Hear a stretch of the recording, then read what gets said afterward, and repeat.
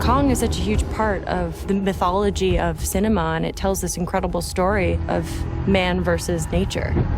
Every part of what the original Kong is the best individual pieces of cinema. It doesn't feel derivative of something that you've seen before. You know, in the very first story, Kong is referred to as Kong, the eighth wonder of the world! Kong exists to inspire wonder. He was on buildings, swatting down planes. It was high adventure for us. I don't know anybody that's ever seen one of those movies and hasn't been captivated by things we've never even thought of before.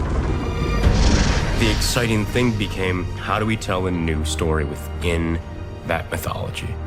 How do we take the things people loved about Kong and reinvent them, not for reinvention's sake, but for a reason that solidifies why this movie should exist?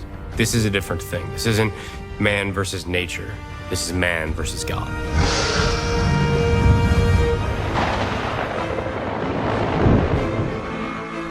Jordan has an extraordinary visual imagination. Good, reset?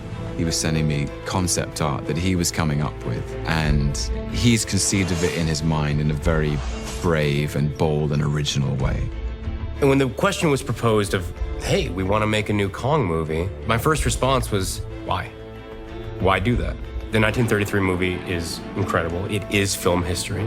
Peter Jackson's version is an incredible remake of that Beauty and the Beast story.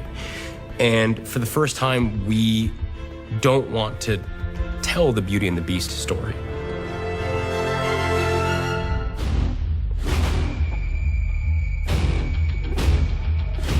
Jordan came in the door with this idea for setting the movie in the 1970s, which we thought was really fresh because it's the dawn of the Landsat program, which was the first time we started mapping the Earth with satellites. Ready for seismic charges. There was still a sense that out there and beyond the far reaches of the world, there may be places we didn't yet know. The early 70s was still a time when, like, the hippies believed that, you know, the world was going to change, and there was an innocence to that time that I think is perfect. Perfect way to approach the story. Mark my words. There'll never be a more screwed up time in Washington. It puts it into perspective because we know what the 70s was. We know politically what that climate was. It's gritty. It's not pretty. To end the war and bring peace with honor in Vietnam. It allowed for us to play with a bunch of characters coming out of the fog of the Vietnam War and going into this new, uncharted, dangerous place and contending with a place that's far more dangerous than the conflict they just left. Commander in the sky, commander on the ground. I'm commander wherever I am.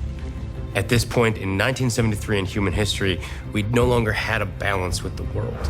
We were actively destroying the world. We were destroying myth. And so to take these people to an island where it's untouched by man, and so there's a pureness to it, there's a catharsis to it. We're leaving the world that is falling apart, and suddenly we're in a pure place.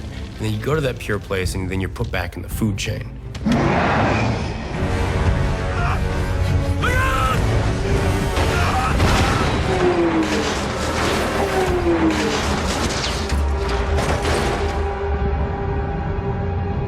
In this iteration, Kong is being reconceived as a myth come to life. He is truly monstrous in size and scale and scope. It's this giant beast, and it's initially very easy to fear something that large and ferocious. And it's when you begin to respect and acknowledge the humanity that exists in this creature that it draws you closer to it.